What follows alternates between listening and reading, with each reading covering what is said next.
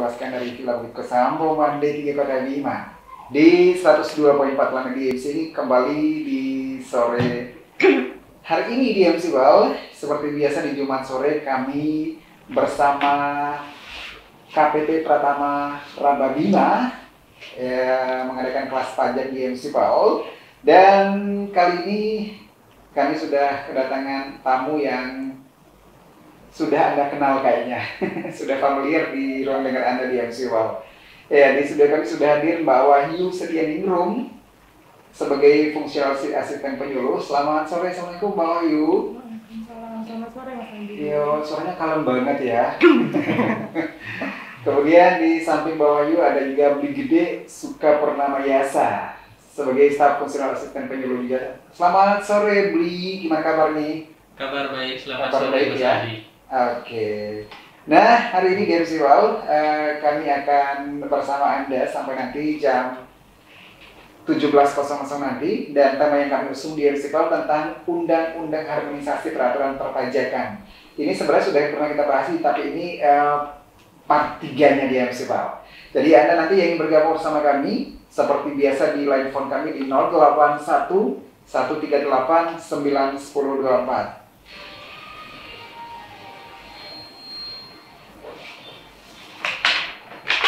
Ya, ada beberapa pertanyaan yang akan coba kita layangkan pada hari ini di MC Wal.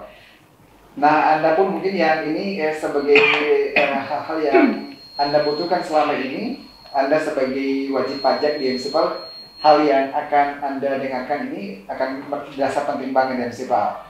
Nah, tentang Undang-Undang Harmonisasi Peraturan Perpajakan itu, bagaimana pengenaan pajak penghasilan ataupun natura itu yang akan dikenakan pada wajib pajak nih, Mbak Wahyu dulu.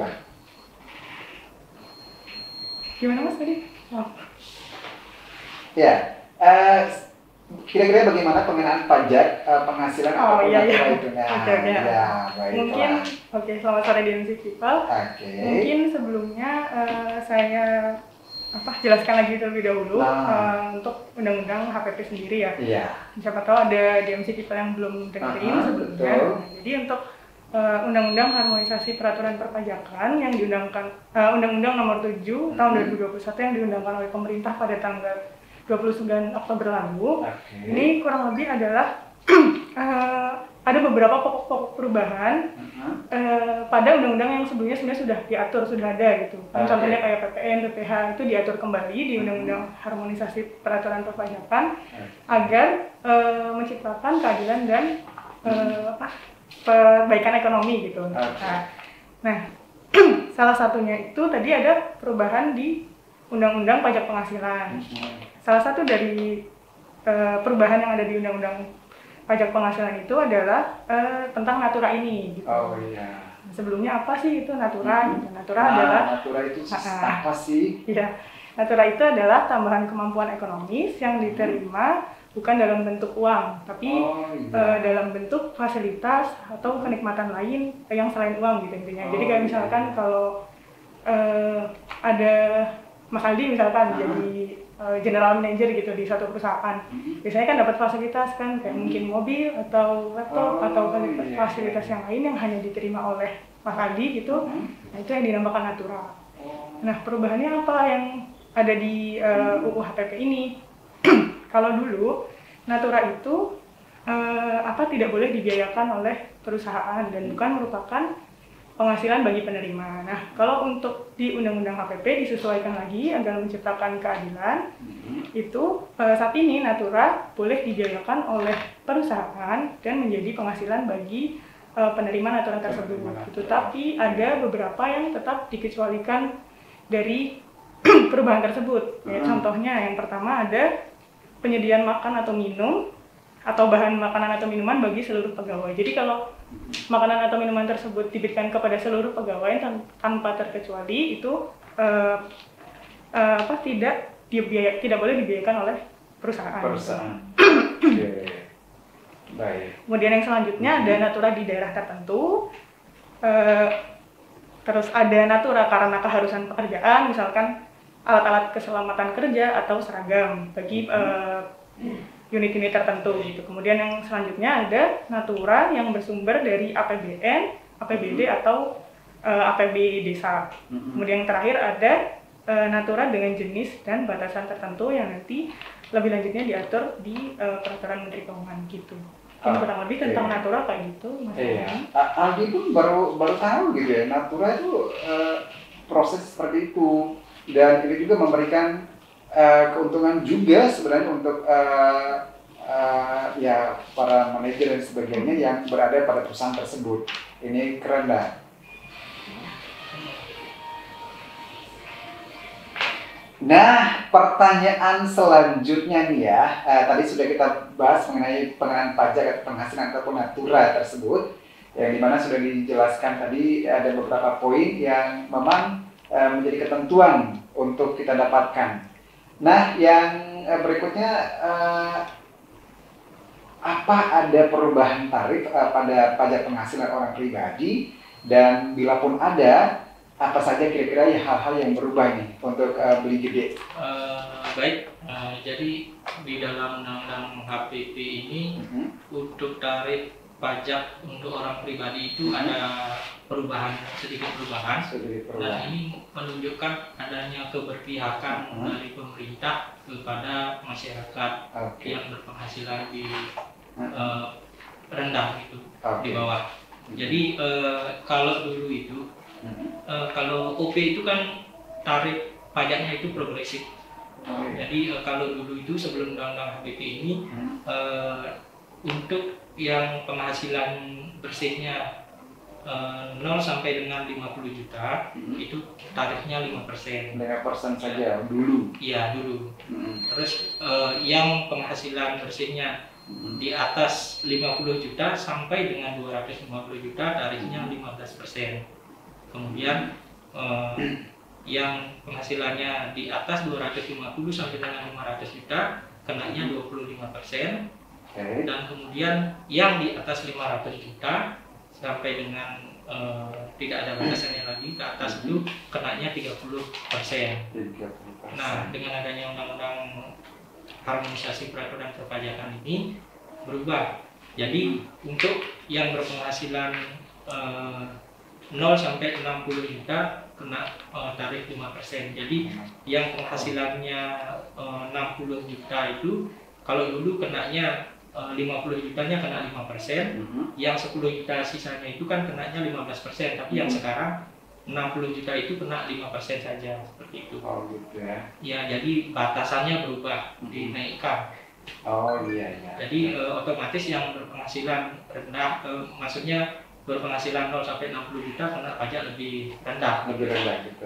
Nah, terus untuk batasan 60 juta sampai 250 juta kena tarifnya 15%. Kemudian 250 sampai 500 juta kenanya 25%. Yang penghasilannya 500 juta sampai dengan 5 miliar, nah ini tambahan lagi, tambahan ring, tambahan bracket. Jadi yang dulunya di atas 500 juta kenanya 30% saja. Nah sekarang dibatasin, yang penghasilannya 500 juta sampai 5 miliar kenanya 30%. Yang super penghasilannya super gede di atas 5 miliar itu jadi kenanya lebih gede lagi. Ada tambahan menjadi 35% seperti itu. Ali pengen tahu nih tentang perubahan tarif pajak penghasilan badan. Nah, kalaupun ada, kira-kira apa saja yang berubah pada saat ini untuk beli gede? Untuk yang badan, badannya. Kalau tadi untuk orang pribadi kan tarif pajaknya progresif ya. Nah sekarang untuk yang badan itu tarif pajaknya tunggal. Jadi ada perubahan juga. Ada perubahan. Dimana untuk tahun pajak sebelumnya kan sebelum tahun 2020 namanya itu kan masih make tarif 25% ya untuk badan.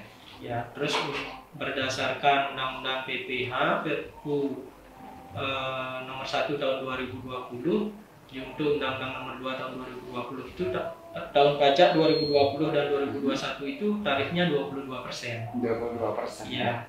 Terus tahun 2022 nanti akan turun 20% gitu. Tapi dengan terbitnya Undang-Undang HPP ini tahun 2022 dan selanjutnya itu 22% tetap. Jadi nggak jadi nih ada penurunan 20% itu, karena itu melalui pembahasan DPR dan pemerintah itu diputuskan tetap 22. Seperti itu, karena walaupun 22% itu kalau dibandingkan dengan negara-negara yang setara, negara-negara setara itu tarif pajak kita masih relatif rendah. Tapi kalau diturunkan lagi nanti beda nanti dengan negara lain, jadi kelihatan agak terlalu rendah gitu. Akan jauh berbeda sendiri ya, kalaupun terlalu turunkan. Dan ini juga sudah masih di bawah standar, masih sama rata dengan negara-negara lainnya. Nah, di MCPAL itu dia tentang perubahan tarif pada pajak penghasilan badan di MCPAL. Jadi Anda yang punya badan usaha kayaknya tidak perlu harus khawatir banget ya tentang bagaimana perubahan tarif pajak pada penghasilan badan ini di MCPAL. Nah, selanjutnya nih ya, tentang Ali pengen tahu banget nih ya tentang bagaimana sih dengan pengenaan pajak wajib pajak usaha nih. Nah, Mbak Wahyu, gimana sebenarnya untuk masalah ini nih? Oke, Mas Aldi. Di MC People dan kawan pajak mungkin sudah tahu ya kalau dulu sebelum ada undang-undang KPP, untuk wajib pajak orang pribadi usaha atau yang kita tahu yang KPPP 23 0,5%, itu tidak ada batasan atau penghasilan tidak kena pajaknya gitu. Jadi berapapun penghasilannya harus tetap bayar pajak 0,5% dikalikan omset per bulannya gitu kan, sebelum ada HPP gitu. Nah, setelah ada undang-undang harmonisasi peraturan perpajakan ini, pemerintah memberikan PTKP untuk atau penghasilan tidak kena pajak untuk wajib pajak UMKM, tapi ini untuk orang pribadi saja. Untuk orang pribadi. Jadi yang dulu pakai tarif 0,5%, saat ini ada batasannya yaitu 500 juta selama 1 tahun. Jadi selama penghasilannya di bawah 500 juta selama 1 tahun, itu saat ini sudah tidak dikenakan pajak lagi untuk wajib pajak orang pribadi UMKM atau usaha gitu. Jadi sekarang ada PTKP-nya, kalau dulu dikenakan berapapun, sekarang hanya yang di atas 500 juta dalam setahun saja penghasilan total gitu. Jadi yang untuk di bawah yang 4,8 M. Oh iya. Kalau yang lebih dari itu tetap pakai tarif biasa, tarif progresif. Ya, jadi Anda yang kayaknya tidak perlu khawatir juga tentang masalah ini di MCPAL. Jadi pengenaan pajak wajib pajak usaha juga kalaupun naik nggak seberapa juga ya. Dan ini pun tetap gitu loh. Kalaupun seandainya naik gitu loh. Dan ini juga kalaupun naik itu akan dibahas secara menyeluruh, tidak didasarkan pada KPP pertama apa saja, karena ini nasional, bahkan seluruh negara pun akan melakukan sosialisasi ini terhadap terkait informasi yang dikeluarkan. Nah, ada lagi? Mungkin saya tambahkan sedikit dengan contoh yang masih. Nah ya, ini yang harus kita berikan contoh yang konkret ya. Ya, untuk terkait dengan apa namanya pajak usaha atau pajak UMKM lah biasanya kita sebut seperti itu. Jadi kalau sebelumnya atau di tahun 2021 ini yang sedang berjalan ini kan misalnya nih omset usaha di bulan Januari umpamanya 100 juta. Jadi pajak yang mesti dibayar kan 0,5% dari omset bruto itu 100 juta dulu mesti dibayar sebesar 500.000 kan gitu ya. Nah, dengan ketentuan undang-undang HPP yang khusus untuk ini berlakunya 1 Januari 2022 nanti, misalnya di Januari omset usahanya 100 juta, karena masih di bawah 500, akumulasinya belum kena pajak. Terus di Februari 100 juta, dan umpamanya penghasilannya ini konstan gitu, 100 juta per bulan. Jadi sampai dengan bulan Mei belum wajib, belum kena pajak penghasilannya. Nah, nanti di bulan Juni umpamanya penghasilannya tetap 100 juta, baru kena pajak sebesar 0,5% dari 100 juta itu. Iya. Karena akumulasinya udah di atas Sudah di atas 500 juta. Dan begitu seterusnya di bulan Juli umpamanya 100 juta lagi, kenanya 0,5% dari 100 juta itu seperti itu. Baiklah, iya. Apakah ini berpengaruh dengan pajak tambahan nilai juga nih, Mas Billy? Untuk undang-undang PPH ini atau harmonisasi HPP, maaf, harmonisasi peraturan perpajakan ini, untuk PPN ada beberapa perubahan yang mendasar ya. Di tarif dan juga di di objek pajak yang dibebaskan seperti itu. Nah, kalau khusus untuk tarif PPN ini, pemberlakuannya nanti itu kan undang-undang HPP ini pemberlakuannya beda-beda ya Mas. Ada yang berlakunya sejak tanggal diundangkan, ada yang berlakunya mulai 1 Januari 2022. Nah, untuk tarif umum PPN ini berlakunya mulai 1 April 2022 nanti. Itu tarifnya nanti akan naik dari yang sekarang ini 10% menjadi 11%. Nah, terus kemudian akan naik lagi paling lambat 1 Januari 2025. Naiknya bertahap seperti itu. Tapi yang pasti 11% mulainya 1 April 2022. Nah, kemudian di samping tarif umum nanti akan ada tarif khusus PPN. Kalau yang kita kenal sekarang kan PPN itu tarifnya tunggal ya, tarifnya cuma satu aja, yaitu 10%. Nanti akan ada tarif khusus sebesar misalnya tarif PPN final 1% atau 2% atau 3% seperti itu, nanti akan diatur lewat PMK. Nah, PMK-nya itu untuk sementara belum terbit. Gitu. Kemudian untuk di samping tarif ada perubahan terkait dengan barang yang dibebaskan. Jadi kalau dulu kita kenal ini untuk mencerminkan ini keadilan. Barang di yang asas dibebaskan gimana? Iya, asas keadilan. Di mana kalau kita tahu dulu ada beberapa barang yang tidak kena pajak atau jasa tidak kena pajak, misalnya jasa kesehatan, jasa pendidikan, dan barang kebutuhan pokok itu tidak kena pajak. Nah, kalau itu kan kadang gini, ada jasa pendidikan yang mahal sekali seperti itu, tapi dia jadi tidak kena pajak, kan tidak adil gitu. Kok tidak dikenai pajak, padahal itu ada nilai ekonomi tinggi di sana. Ada juga bahan makanan yang kemarin suka ribut-ribut seperti daging wagyu yang mahal gitu, kok tidak dipajaki gitu. Itu sekarang diatur jadi menjadi kena pajak. Tapi barang kebutuhan pokoknya tetap dibebaskan. Jadi digeser nih dari barang yang tidak kena pajak menjadi barang yang dibebaskan seperti itu. Jadinya untuk barang-barang yang memang nilai ekonominya tinggi, ada peredaran ekonomi di sana, tetap kena pajak, bisa dikenai pajak. Jadi pembebasan PPN itu dilakukan secara selektif seperti itu. Jadi tidak serta-merta ketika itu jasa pendidikan semua dibebaskan seperti itu. Jadi yang memang ada nilai ekonomi tingginya gitu, yang hanya bisa dikonsumsi oleh masyarakat ke atas gitu, masyarakat menengah ke atas itu mesti dipajaki karena untuk mencerminkan keadilan seperti itu. Jadi yang menjadi kebutuhan pokok masyarakat umum tetap dibebaskan. Baiklah, DMC Wall. Nah, ya itulah hal-hal yang dijelaskan oleh Billy Gede tentang ada apa tidaknya pengaruh dengan pajak tambahan nilai. Nah, kalau ini kan tentang pengenaan pajak ataupun wajib pajak, kemudian kira-kira apakah tarif PPN juga akan berubah tentang adanya perubahan yang sudah dijelaskan tadi, entah itu pajak penghasilan pribadi ataupun pajak tambahan badan?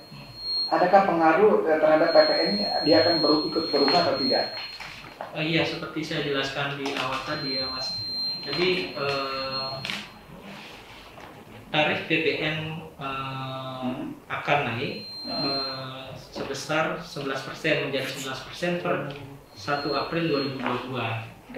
Jadi naik dari tarif yang sekarang ini dari 10% menjadi 11%. Dan juga nanti akan naik lagi secara bertahap menjadi 12% sampai dengan 1 Januari minimal 1 Januari 2025. Iya. Oke. Baiklah, ada yang coba bertanya di jalur SMS, jalur WA kami. Halo, selamat sore Mas Aldi, sore juga. Mau nanya dong, ini apa ini? Itu undang-undang yang dibuat itu untuk apa? Bagi rakyat Indonesia. Maksudnya gimana nih Mas? Undang-undang yang dibuat itu apakah untuk rakyat Indonesia? Ya jelas dong, masa untuk yang di kebun binatang nggak mungkin kan? Ya jelas untuk warga Indonesia dong, untuk wajib pajak. Ya intinya kan ini undang-undang perubahan ya, bukan ya. Bukan undang-undang yang baru sebenarnya. Jadi perubahan atas beberapa undang-undang yang memang perlu disempurnakan. Itu juga berdasarkan asas keadilan, ya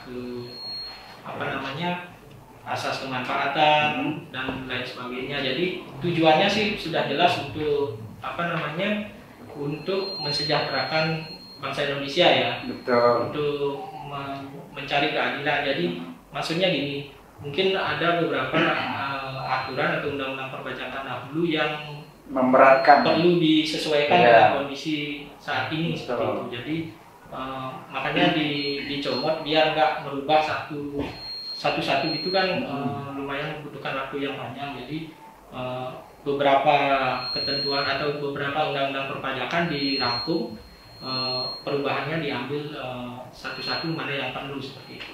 Oke. Iya, seperti yang dijelaskan itu, ini bukan dibuat baru-baru ini sudah dibuat sejak lama, cuman ini direvisi untuk bagaimana kita memberikan keuntungan ataupun memberikan keringanan untuk warga Indonesia, wajib pajak khususnya, ketika Anda mencoba untuk melakukan segala macam kebutuhan yang ada di perpajakan di DMC Val. Aduh, feedback terus dari tadi. Kupingku sakit banget. Kenapa ya? Aduh, nggak tahu kenapa nih. Mana sumber? Makin lama makin kencang gitu. Tadinya Bawah yuk ada jilbab gitu. Aku nggak ada saring penyaring apa.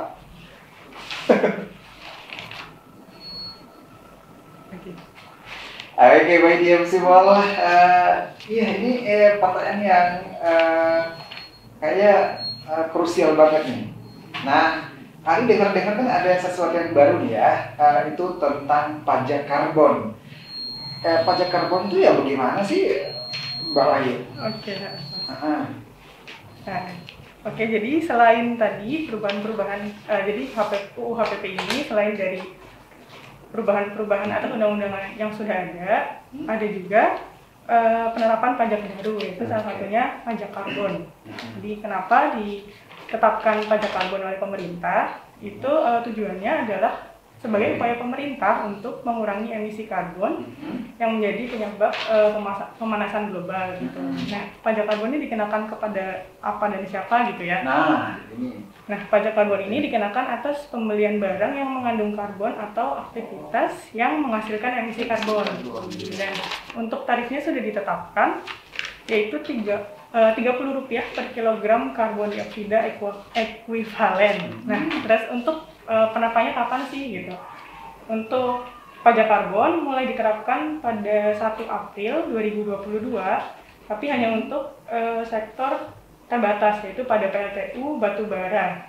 Nanti untuk selanjutnya pemerintah rencanakan ini bakalan bertahap gitu nanti. Jadi selanjutnya mungkin industri lain yang nanti memproduksi emisi karbon mungkin akan dikenakan, tapi melihat perkembangan nantinya gitu.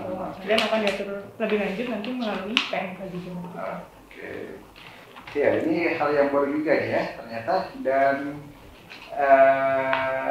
ini hanya terjadi pada perusahaan-perusahaan besar dulu ya. Artinya yang coba menghasilkan emisi karbon. Tapi untuk saat ini hanya untuk PLTU batubara saja. Nah, untuk mulai 1 April nanti. Baiklah. Baik, untuk di-simpul semuanya, ya beberapa pertanyaan sudah diajukan, dijawab dengan lantang oleh kedua narasumber kita pada hari ini di Festival. Jadi Anda yang berusaha bertanya di jalur SMS atau WA kami, terima kasih banyak. Insya Allah ini pertemuan terakhir kita di 2021 ini terakhir ya, bersama Pak Panjak ya. Terakhir sama Panjak ini kayaknya. Nanti udah tahun baru. Ya, mudah-mudahan nanti di 2002 ada perpanjangan pertemuan berikutnya lah. Tapi terima kasih. Nah, hal terakhir yang ingin disampaikan untuk masyarakat Kota Bima dan Kabupaten Bima atau Dompu dan sekitarnya. Beri apa saja yang berkaitan dengan pajak. Jadi kan undang-undang harmonisasi peraturan perpajakan ini seperti namanya harmonisasi ya, mengharmonisasikan peraturan perpajakan yang sudah ada, yang perlu disesuaikan kan seperti itu ya. Tujuannya sudah tentu untuk kebaikan masyarakat dan bangsa dan negara Indonesia seperti itu. Jadi manfaatnya juga pasti akan dirasakan oleh masyarakat, baik langsung maupun tidak langsung. Misalnya ada penurunan tarif untuk pajak penghasilan, penyesuaian untuk PPN dan lain sebagainya seperti itu.